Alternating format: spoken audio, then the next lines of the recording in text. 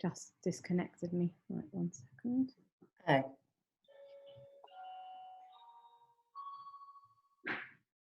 Oh, I'm going to close the door, by the way. Yeah. Can you close my door, please, Abby?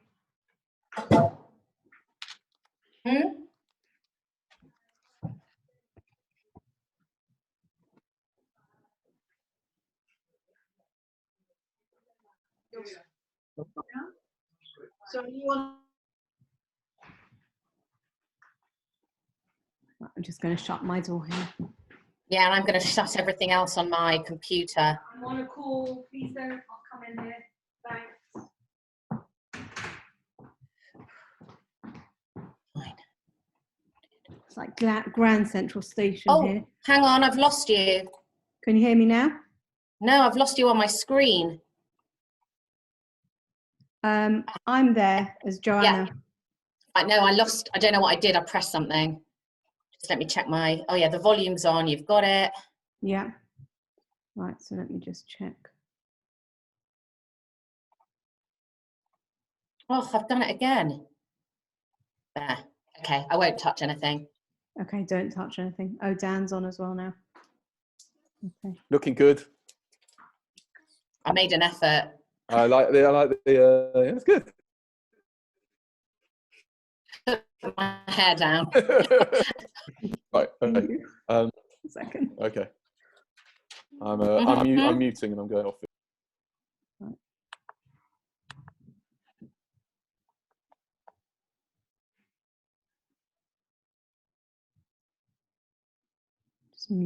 I'm just muting him for the minute.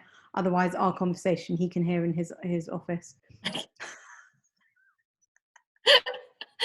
Just remember to send the right recording. I know.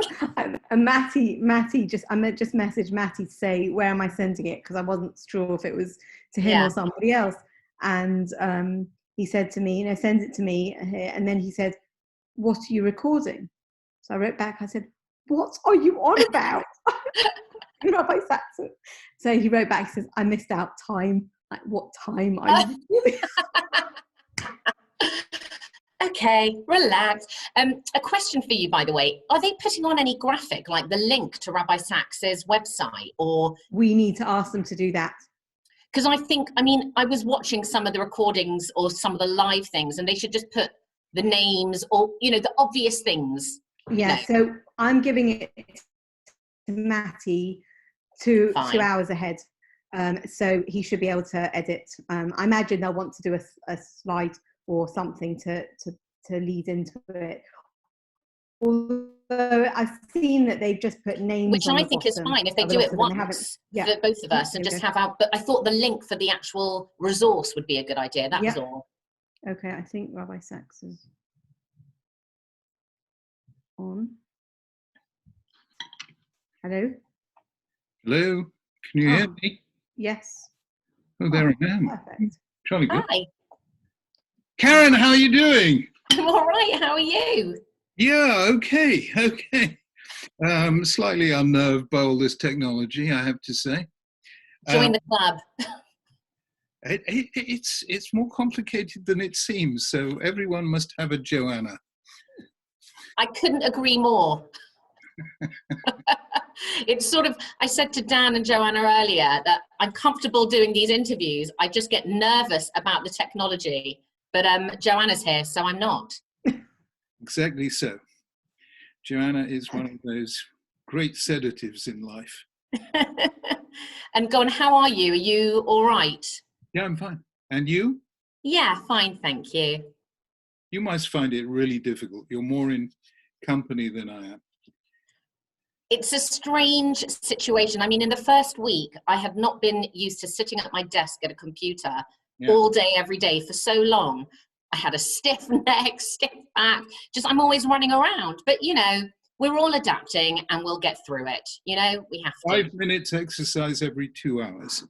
Resistance bands, you get all the videos on YouTube, and they're really, really important because sitting, as they say in America, is the new smoking. It's being sedentary is really bad for you. And I do it all the time, and it's really bad for me. So you just little. You go for your walks. No, I just exercise a little bit, wiggle my toes and things. Yeah. Okay, so we can kick off in a second. Yeah. Have you got the prayer that I sent you to read at the end? Yeah. Okay, perfect. Okay, Karen, I'm going to leave you to it. So should I just start when I start, I'm or going to you mute want and turn off my video, and then you give it a second, and then. Yeah. Okay, just let me finish my coffee. One sec.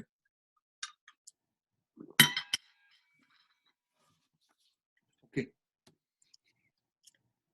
Good evening, and thank you for joining us, and welcome to this very special Yom HaShoah interview.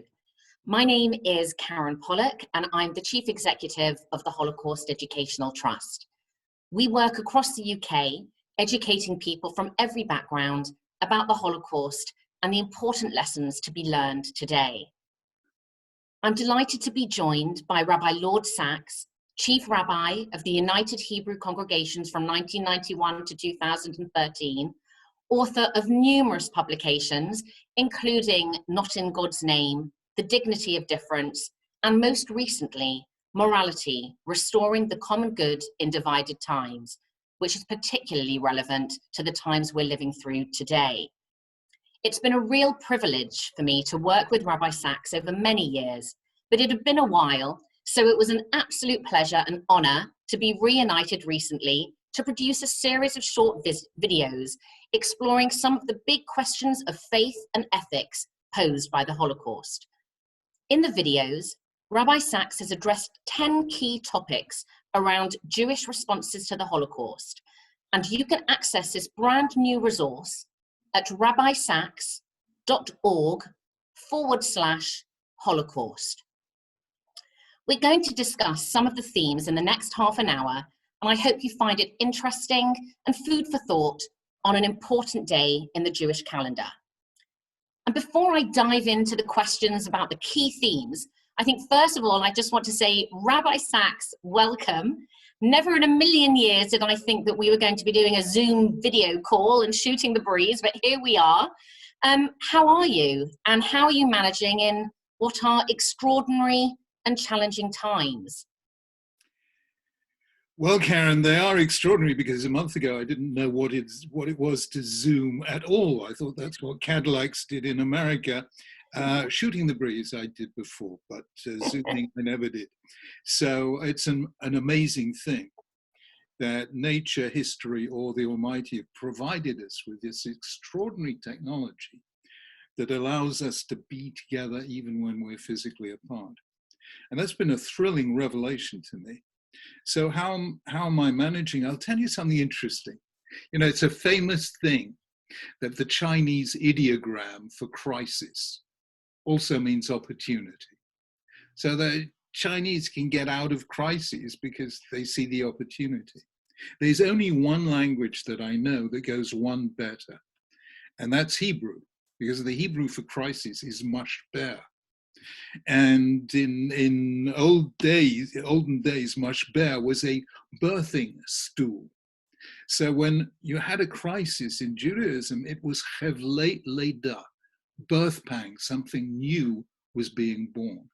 So instead of seeing a crisis, I'm asking myself, what new is being born? And it's clear that incredible new things are being born, new ways of working, new ways of communicating, new ways of teaching, some of which will make a permanent difference when all this is over. So that's roughly what I'm doing. What I miss, of course, and here again, Jewish law is wonderfully apt. You know, you can pray on your own, but for a davar shebikdusha, for something holy, you need a minyan, you need a community, and you can't do it by Zoom. Doesn't count at all. So Judaism has always said, if you want real holiness, we have to be face to face. And that's really what I miss. You know, it's really what I miss. There are only two places in the whole Torah where the words lo tov appear, not good. One is when God says it is not good for man to be alone. And the other one is when Jethro, Moses' father-in-law, comes and sees his son-in-law leading alone and says, "Lo tov hadavar asher ata oseh," what you're doing is not good. So for us to be on our own, it's not good.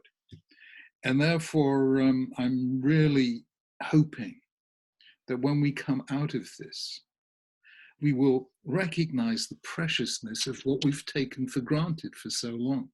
The presence of another human being, the touch of a hand, the embrace of a hug. Those things we took for granted. I don't think we'll ever take them for granted again.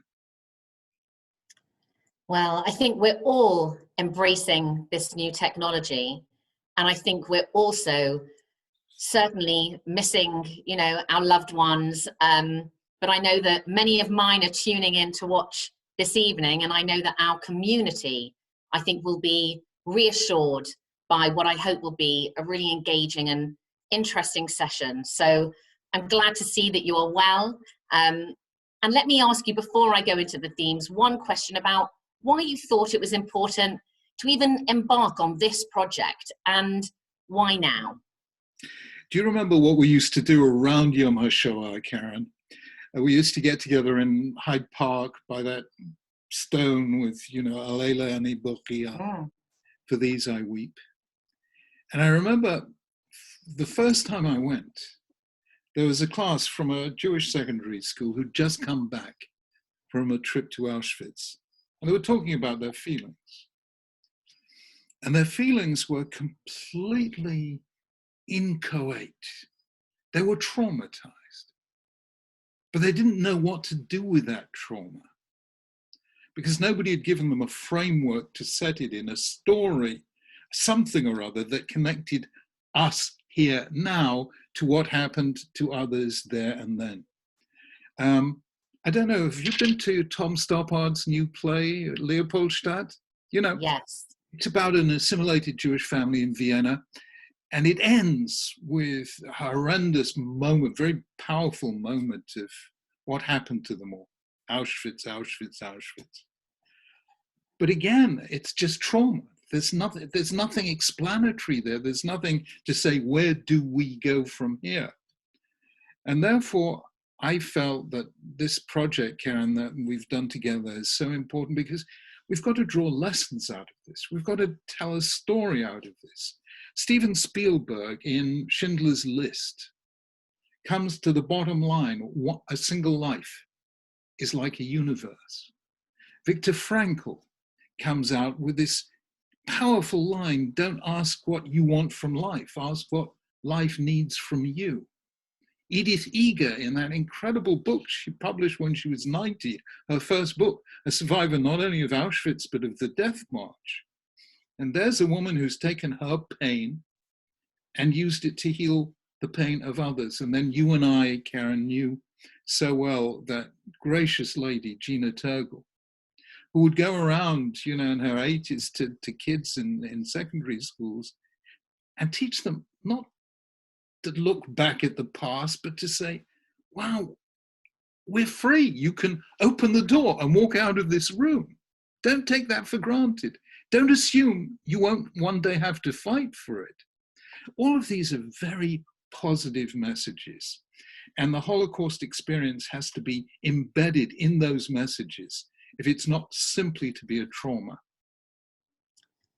What's so interesting about that is that I think for so many of the young people we work with at the Holocaust Educational Trust who aren't Jewish, but similarly are, they have an experience and they are traumatized by what they learn and what they hear and what they see.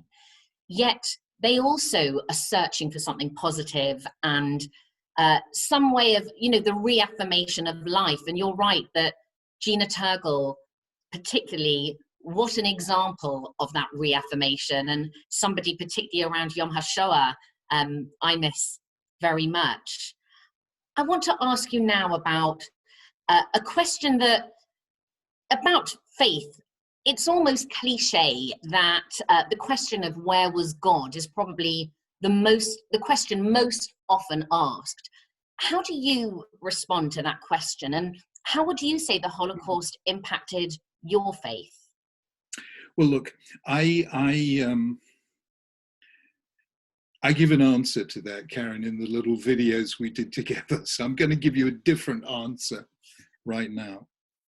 And it's important that I give you this particular answer because this is a question that Jews have raised for a very long time, long before the Holocaust. There's a famous midrash called Bereshit Rabbah, Midrash Rabbah. It's compiled somewhere between the 6th and 10th centuries. And there's a midrash on the first syllables of Jewish time. God's call to Abraham, Lech lecha me'artzecha, leave your land and go to the land of Israel. And the midrash says, what was this like? Like a person who is wandering in the wilderness and he sees Bira Doleket, a palace in flames. It's on fire. And he asks, is it possible that this palace has no owner? Nobody builds a palace and then just leaves it. But here's a palace on flames. Why isn't the owner putting out the flames? And I think that is so profound. It's the most profound answer I have to the question, where was God at Auschwitz? Abraham saw the universe is like a palace. It is unbelievably, it's finely tuned, as they say, for the emergence of life. Everything about the universe it tells us this is a very, very precise mechanism. It's an unbelievable palace. And yet it's in flames. There's war, there's violence, there's injustice, there's exploitation, there's oppression.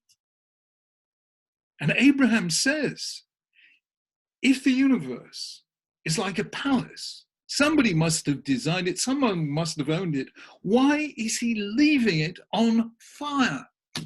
And God appears above the palace and says, I am the owner of the palace. In other words, God says, Abraham, I need your help to put out the flames, because there is something I cannot do without human help, and that is live within the human heart. I can't do that without human help. And I want you, Abraham, to put out the flames. You have to fight injustice. And that is the issue of the Holocaust. The palace of European civilization was in flames. And who was putting out those flames? Among non-Jews, for heaven's sake, everyone knew about anti-Semitism.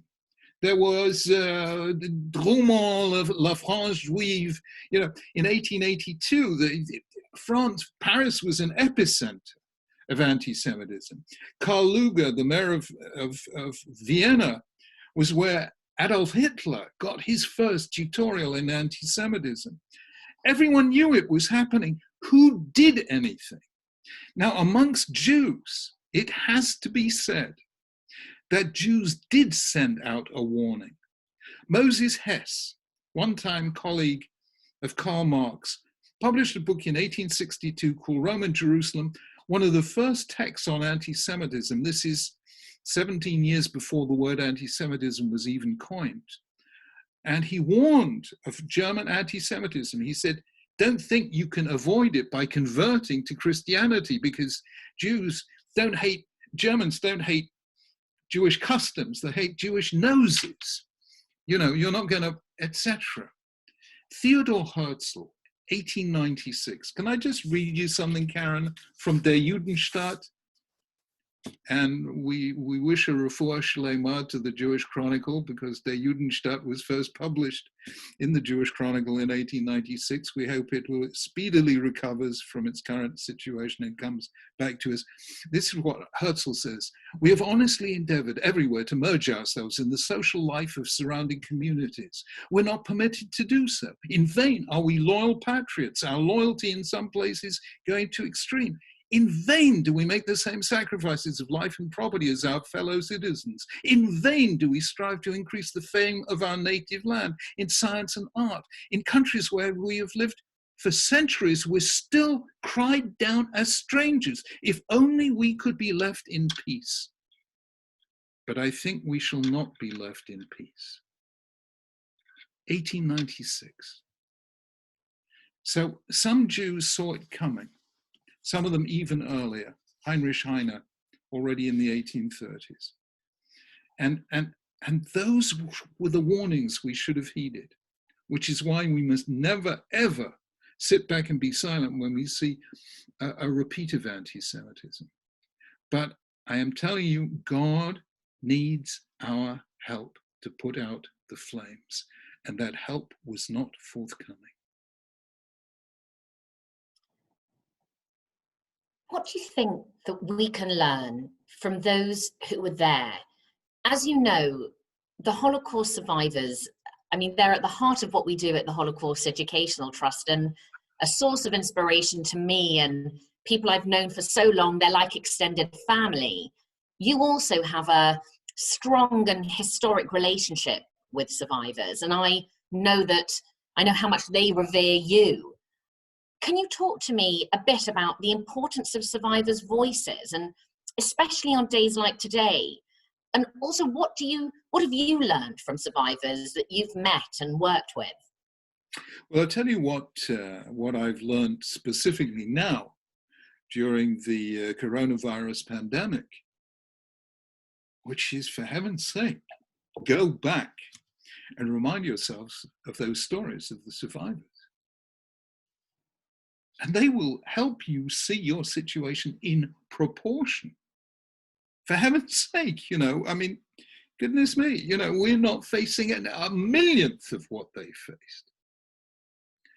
And I find that very bracing, I have to say, because, thinking of all those survivors, the ones who are here, Baruch Hashem, and the ones who are no longer here, they were my major mentors. I learned more from them than from any other group of people that I've ever met. But the first thing I learned from them is a sense of proportion. We survived what we survived, so you can survive what you are going through right now. Number two, courage. I mean, these are people with the most incredible courage. You didn't survive if you didn't have that courage. And I don't know where you will find tutorials in courage like the stories of those survivors. Number three, at the end of his life, Moshe Rabbeinu reaches this sort of culmination, this climax of the great symphony that we call the Book of Deuteronomy, Sefer Devarim. And he says, Uvacharta v'chaim, choose life. I don't know if all the survivors had faith in God. I don't know. But they all had faith in life. And frankly, since the Rambam tells us that the one gift God gives us is the gift of life, I think having faith in life was already halfway to the having faith in the giver of life. These people are the strongest people I know. I mean, you go to, I haven't been there for a little while, Shalvata, which is a survivors center. I mean, wow, they are the liveliest people you will ever, ever, ever meet. And, I want to pay tribute, if I may, because it's her birthday, isn't it? The Queen's birthday today? Is it today? Yes. 94? Yes. Yeah. Yeah. Yeah. So, Karen, you remember that on one of the anniversaries of the liberation of Auschwitz, the Queen held a reception in, was it Clarence House, or it was, I can't remember. Was it St. James's Palace? James's Palace, yeah. And, the Queen always is punctual when she arrives and when she leaves, absolutely to the minute and sometimes to the second. On that occasion, she stayed 2 hours after her scheduled departure time. I asked the people around her, I asked her team, has she ever done this before? And they said, no, she's never done this before. And what did she do? She allowed every single survivor, one-on-one, to tell her or his story to her. And she didn't hurry anyone. And if it took 2 hours longer than she expected, she didn't bat an eyelid. And one by one, they were coming up to me and saying, you know what? 70 years ago, I didn't know whether I would be alive tomorrow. And here I am talking to the Queen. Oh, what chesed that was. And finally, every single one of the survivors is a living book, a story. And we can only understand the Holocaust story by story. You remember, Karen, I once said, if we were to observe a minute's silence for every victim of the Holocaust, that silence would last 11.5 years. You can't begin to understand something of that magnitude, but you can understand one story at a time. So really, I learned from them their stories. And every one of those is a story of courage and faith and strength of character. They really are very, very special people. And the impact that they have had across this country in schools and our communities is, it's difficult really, it's impossible to describe. People remember them and they remember their stories, and certainly your point about their sort of love of life and their positivity, I think about them dancing, for example, at a 45 Aid Society celebration, or the way that when they have met the Queen and other members of the royal household, they have no qualms in, you know, going up, speaking. Who cares about protocol? And absolutely right, because they have a spirit in them that is just all about engaging and spending time with each other and sharing stories. And they are really a huge inspiration. Yeah, I want to ask you, sorry. That was a moment I'll never forget. You know, there was, I think, was it Crawford of the Holocaust exhibition in the Imperial War Museum? James Crawford, Robert Crawford, can't remember. He arranged for there to be a dinner for the survivors 3 weeks before the official opening. And I was one of the speakers. The late Sir Martin Gilbert was another, and Deborah Lipstadt was the third. And I was dreading this because I thought, you know, this is the first time they've had a chance to see the exhibition, and it will, you know, unlock all the traumatic memories. And I was really dreading it. In the end, the atmosphere was almost like a family simcha. And, you know, I mean, they were, you know, enjoying themselves talking throughout my speech, Martin Gilbert's speech, Deborah Lipstadt's speech. It was totally incredible. And I said to them afterwards, why are you so happy? And they said, because until now, we've been worried, will our stories die with us? Now we have seen the exhibition, we know it will stay, even if we don't. And I thought, my goodness, you know, I couldn't imagine any other group finding the ability to find joy under circumstances like that. And that's a permanent lesson to all of us. Absolutely. And I have to say that they also, I think they really do feel that their legacy is protected. And whether it's through the exhibition, whether it's through all the different programs of work going on in the country, and of course, the new memorial to be built, I think they know that their story is part of our story as a Jewish community, but as a national community. Let me ask you, I have a few more themes to cover. You know, I want to ask you just a bit about Yom HaShoah. It's around the anniversary of the liberation of Bergen-Belsen by British troops, the Warsaw Ghetto Uprising, ahead of Yom HaAtzmaut. Why is it so important that we have this day for the Jewish community? You know, in 1999, Tony Blair asked me whether I felt there should be a Holocaust Memorial Day. And I said, for us as a community, we don't need it because we have Yom HaShoah. And for us, Yom HaShoah is a grief observed. Every one of us, literally or metaphorically, is a survivor. We lost family. We are in avelut, we are in mourning. It's like a yahrzeit for us. And therefore, this for us is very, very personal. It's about what it is to be a Jew. But Primo Levi, who published in 1946 his memoir of Auschwitz, did not call it "If This Is a Jew." He called it "If This Is a Man," because he rightly said that the Holocaust is not just about being Jewish, it is about what it is to be human. And I think, therefore, the Holocaust Memorial Day and the Yom HaShoah are like so much else in Judaism. Judaism is a mix of the universal and the particular. The universal covenant of human solidarity, and the highly particular covenant that we made with, or our ancestors made with God at Sinai, that turns the Jewish people into a single extended family. And those two things are just different. The whole tone of Holocaust Memorial Day was one thing, and we could have a lot of other people taking part, the survivors of Rwanda or Darfur or what have you. And you know, that really was, it was a wonderfully profound experience, Holocaust Memorial Day. But Yom HaShoah is deeply, deeply personal. And we enter into the grief of our family. And that's the difference between the two.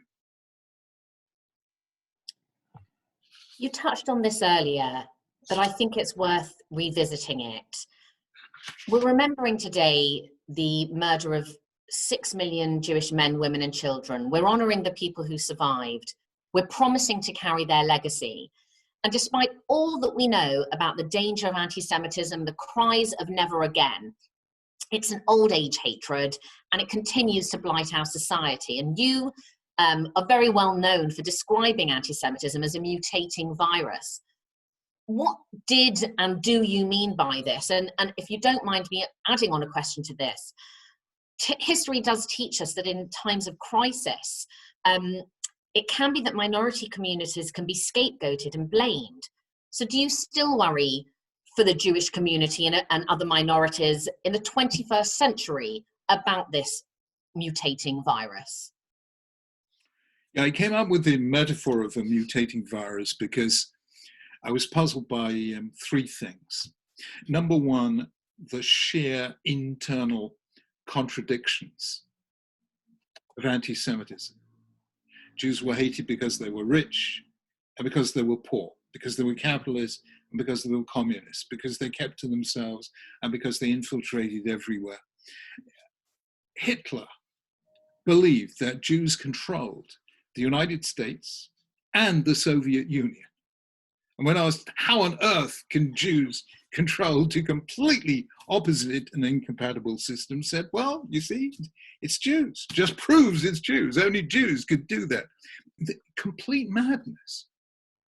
So this clearly, anti-Semitism clearly isn't a simple belief. Mm. That's number one. Number two, how was it, you and I, Karen, know that anti-Semitism goes back, let's say, if we're looking internally to the Bible, to Haman and the decree to exterminate all Jews, men, women, young and old, in one day. Or if we learn externally, then we know that early Christianity developed a serious strand of anti-Semitism. And before that, one of the first anti-Semites in history, Manito, the Egyptian priest in the 3rd century BCE. So how is it that the word anti-Semitism was only coined in 1879? I mean, if it's been around for thousands of years, how come it needed a new word? Whenever you see a new word, something new is happening. And third, how come today's form of anti-Semitism is anti-Zionism, by which I do not mean criticism of Israel. I mean the denial of Israel's right to exist, together with all the old things, protocols of the elders of Zion, secretly Israel controls the world, or the blood libel, or what have you. So clearly there's a set of problems that I had to solve, and I suddenly realized that anti-Semitism should be understood as a virus. A virus attacks human bodies. The human body develops this incredibly sophisticated mechanism called the immune system. And the only way a virus can penetrate the immune system is by mutating, and that's what the coronavirus has done. It's a new mutation, and we don't have defenses against it. So anti-Semitism has mutated. So initially it was anti-Judaism. We were hated for our religion. In 1879, a new phenomenon was given a name where Jews were hated not for their religion, but for their race. And that was why a new word was needed. And then once after the Holocaust and people understood what had happened, nobody could hate Jews for their race anymore. So they were hated for their most obvious collective embodiment, which is the state of Israel. So anti-Semitism is a mutating virus. And of course, we know, don't we, Karen, of quite senior politicians, at least in the not too distant past, who say, of course, I'm not anti-Semitic. I have nothing against Jews as a race. Well, of course, they can deny they're racist because the new anti-Semitism has got to do with Israel. It hasn't got to do with race. And that's how the virus survives. At times of crisis, minority communities may be held responsible. Well, yes and no. Technically, you need 3 conditions for a minority community to be blamed and scapegoated. It has to be a conspicuously successful minority. If it's not conspicuous, they don't notice you. If you're not successful, they don't resent you. And if you're not a minority, they don't mess with you. So you will find that expatriate Chinese in the Philippines and in Thailand are hated in exactly the same way that Jews were in Eastern Europe and Central Europe, because they were conspicuous, they were successful, and they were a minority. So I found it useful to define this down because not every minority is exposed to the same risk. Only if you satisfy those 3 conditions are people going to pick on you. Okay, thank you. I mean, you're right, we are familiar with new forms of anti-Semitism. Every so often it rears its head in different ways, and the challenge is not just how we address it, but what seemed to be more recent is how you explain what it is to some people. But I think the virus is actually, the mutating virus is the best way to describe what it is. I want to move on to another theme that we do address in our resource, and it's about hope. The Holocaust was nothing short of a total human catastrophe, an episode of darkness, loss, destruction. And it's very difficult to see any source of light.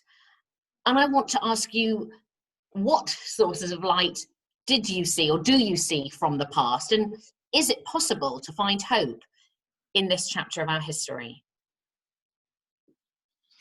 Well, first and foremost, existence of the state of Israel is an incredible source of hope. And the reason is that the Holocaust became almost inevitable after the conference in June or July of 1938 in the French spa town of Evian, where the representatives of 32 countries, including Britain, America, Canada, Australia, came together knowing something horrendous was about to happen to Jews and to resolve what they could do to ameliorate the situation. In the end, not a single country opened its doors to Jews. In the end, not a single country did anything decisive whatsoever. At that moment, 2 things happened. Number 1, Hitler knew that whatever he did to the Jews, the other nations would not lift a finger to stop him. They would make speeches, they would condemn him, but they would do absolutely nothing. Hitler was not reckless. He tested things out. And although Evian was not one of his tests, it was one of the things that showed him where the climate was, and he realized that in the end he could just go ahead and do what he had to do. The second thing is that Jews realized they had not 1 square inch of the planet Earth that they could call home in the Robert Frost sense of the place where when you have to go there, they have to let you in. Now, because of Israel, every Jew in the world has a home. Not every Jew in the world lives in Israel, but every Jew in the world knows that Israel is the place where when you have to go there, they have to let you in. That is an incredible source of hope. Who on earth would have predicted that? I don't know. It was amazing. Secondly, some of the major sources of hatred in the past have been seriously healed. Catholic-Jewish relations, the most striking example. But here in Britain, in general, Jewish-Christian relations are outstandingly good, and indeed relations with all the faith communities. So today, anti-Semitism is, in Europe, by and large, not coming from the faith communities. That's terribly, terribly important. And that's a sign of hope. And here's a weird sign of hope. The coronavirus pandemic. We are in a situation where almost every country in the world has been faced with the same danger, and almost every country in the world has taken the same decision: put the preservation of life above all other considerations. Now, it was Judaism that first taught the world the sanctity of human life. Genesis 9:6, Shofech dam ha'adam ba'adam damo yishafech. He who sheds the blood of man but shall have his blood shed by man, because in the image of God, God created man. In the ancient world, life was cheap for the most part. In the 20th century, between 10 and 20 million people died in the name of Stalinist ideology and Chinese communist ideology. So human life was regarded as cheap. Stalin's famous sentence: the death of one human is a tragedy, the death of a million is a statistic. And it was that holding life cheap that hits you unforgettably in the face when you go to Auschwitz. And you see, they saved everything: the suitcases, the shoes, the glasses, everything, except life. And for the first time in history, every country on earth is making a decision: we will put saving life above all other priorities. So what has happened in the last months and weeks has been a profound transformation of human values. And that too is hope for the future. I remember many years ago, you used to, on a yearly basis with us, attend an assembly and speak in a school anywhere, you know, that we could arrange. And I always remember, I'm afraid I can't tell it as you tell it, but you had a story about the future being in these young people's hands. And the reason I raise it is because one of the things that we often look at when we look at the source of light, if you like, a small source of light from the Holocaust, is those few people who did make a difference. And we often think about the past in a way of nobody did anything, or nobody helped us, or how can I do anything today? I mean, I'm not going to make a difference, you know, it's only me. But in fact, we learn from the survivors, whether it's one of them talking about the first moment of kindness they experienced from a British soldier when they were liberated from Bergen-Belsen, or that piece of bread that was given to somebody that she still believes, you know, from a farmer, that she still believes actually saved her life because her camp was liberated a few days later. Those small gestures also, I think, help us restore faith in humanity as well. Yeah, are you talking about the butterfly? Yeah. Yeah.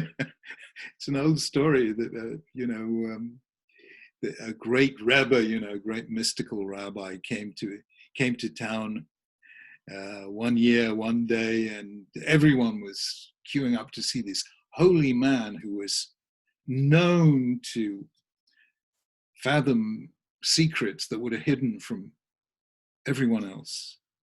And two very skeptical young men came along and said, look, we'll just show this man up for the charlatan he is. I will take, one of them said, I will take in my hand a butterfly, and I will ask him what is in my hand, and he will never, ever guess that in my hand is a butterfly. But if by some extraordinary chance he does say it's a butterfly, I will say, tell me, is it alive or is it dead? And if he says it's dead, I will open my hand and show it's alive. And if he says it's alive, I will crush it and show him it's dead. Well, the young man came before the rabbi and said, Rabbi, please, you are a holy man. Tell me, what am I holding in my hand? And the rabbi looks at the young man and says, young man, you are holding a butterfly. And the young man says, is it alive or is it dead? And the rabbi looks at the young man and says, young man, the answer to that question is in your hands. That's the story. Rabbi Sacks, that is a story that I think I heard you tell probably 20 years ago, but it has stayed with me. I have a final question for you before we conclude.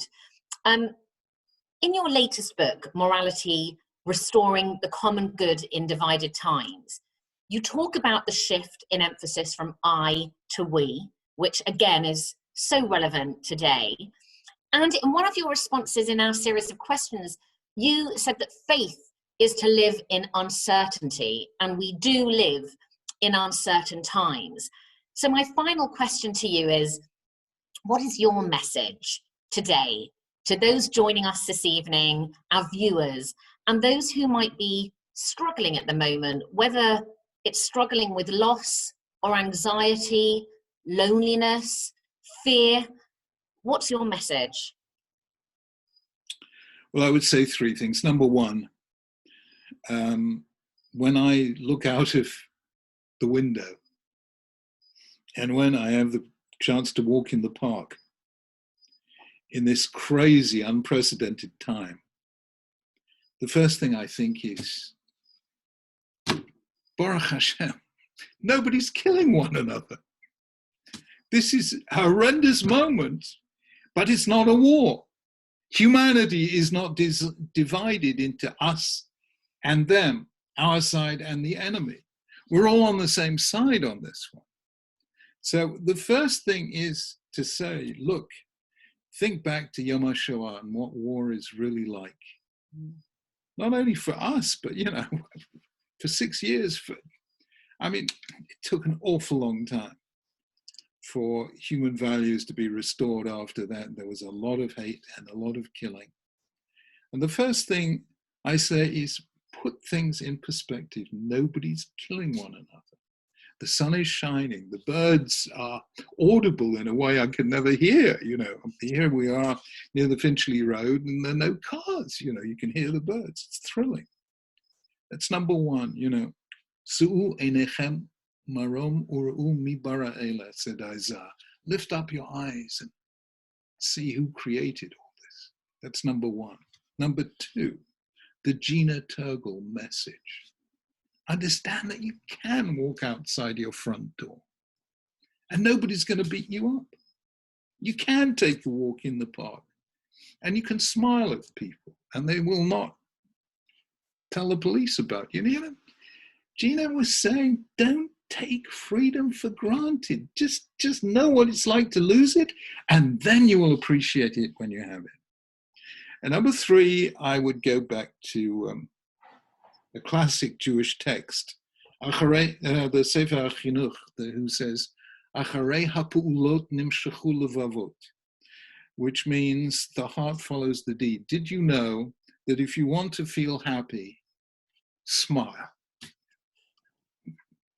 Put on a smile and you'll feel happy. Don't wait to feel happy before you smile. Do the act and the mood will follow. People ask, why do I wear a yellow tie? That's the sartorial equivalent of a smile. You know, it cheers you up. So if you are sitting all alone, waiting for somebody to phone you up, turn it around and phone somebody else up. You know, don't wait for things to happen. Make them happen. The sages said, Kol makom shenema vayehi ena ela lashon tsar. Wherever you see the words, and it came to pass, that's always sad. Don't wait for something to come to pass. Say, yehi, as God did at the beginning, let there be. And that's what the survivors did. They didn't wait for somebody to save them. They said, I am going to be master of my destiny. As Edith Eger's mother said to her on the way to Auschwitz, nobody can take away from you what is in your mind. So, you know, do the deed and the happiness will follow. And really and truly, if you feel very much alone, for the next hour, sit and phone everyone you can think of and say nice things about them. Thank you so much. And I think that's a really important message for all of us. I'm smiling right now. I'm very much enjoying your yellow tie, Rabbi Sacks.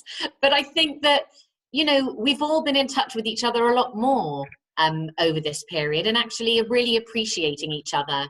But it's true, we should make those moves as well to fulfill ourselves.